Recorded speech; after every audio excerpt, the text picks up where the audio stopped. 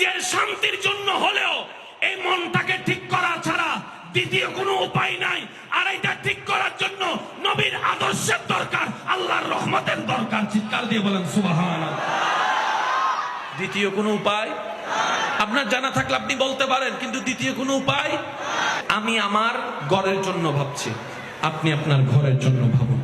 আমি আপনাকে সম্মান না করলো, আপনার সাথে আমার বছরে কিংবা জীবনে একবার দেখা হয়েছে, আপনি ওইটা ভাবুন যার সাথে আপনার প্রত্যেকদিন দেখা হবে। সে বউয়ের কথা ভাবেন, সে স্বামীর কথা ভাবেন, সে সন্তানের কথা ভাবেন, যার কাঁধে আপনার লাশ উঠবে তার কথা আপনি ভাবেন। আপনি তাদের জীবনকে সাজানো ছাড়া আপনার কোনো উপায় নেই। সাজাইতে গেলেই নবীর সুন্নত লাগবেই লাগবে, নবীর আদর্শ লাগবেই লাগবে। আমার কথায় কি কষ্ট নিচ্ছেন? এবার টোটাল বিষয়কে এক জায়গায় বলেন, ইসলাম ছাড়া শান্তির জীবন পাওয়ার দ্বিতীয় কোনো উপায়, জোরে বলেন দ্বিতীয় কোনো উপায়।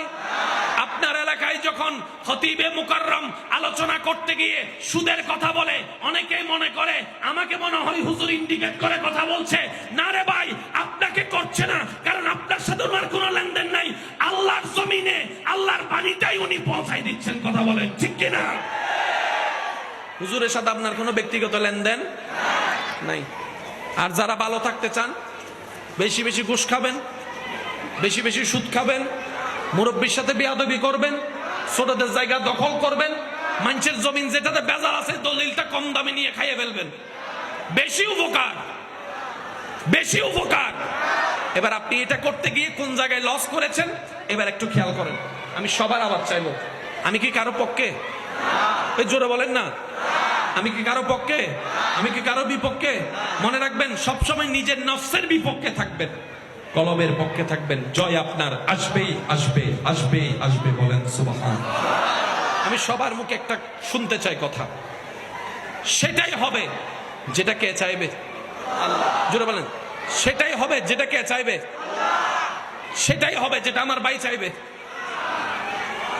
সেটাই হবে যেটা আমার মুরব্বী চাইবে, সেটাই হবে যেটা আমি চাইবো, সেটাই হবে যেটা আমার ভাইয়ে চাইবে, সেটাই হবে যেটা হুজুরে চাবে, সেটাই হবে যেটা কে চাইবে? সবাই মিলে বলেন এই কথাই যারা যারা একমত আছেন ডান হাত তুলে একবার দেখাই বলেন মারহাবা। রাখেন। এবার বলেন ঠেকা কাদের? ঠেকা কাদের? ঠেকা জোরে বলেন।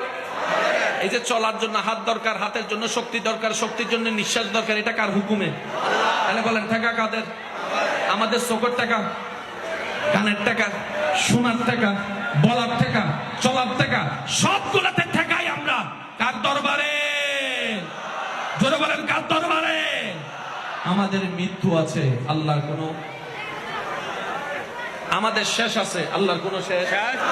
এবার বলেন ঠেকা কাদের? শেষ ভালো তার, সব ভালো তার। জোরে জোরে বলেন ঠেকা কাদের? ঠেকা কাদের? ঠেকা কাদের? তাহলে দুর্বল কারা? অসহায় হার কারা? তাহলে অসহায় কখনো অহংকারী হতে পারে? জুলুমবাজ হতে পারে? আরে ভিক্ষুকের কাজ তো ভিক্ষুকের মতো থাকা। আর আমরা সবাই আপন আপন জায়গায় আল্লাহর দরবারে একজন বড় বড় ভিক্ষুক। কথা বলেন ঠিক কিনা? আল্লাহ এটাই দেখতে চাই, বান্দা তুই ভিক্ষুক হয়ে ভিক্ষুকের মতো থাক, দেখবি আমার রহমতের কোনো কম হবে না। বলেন সুবহান।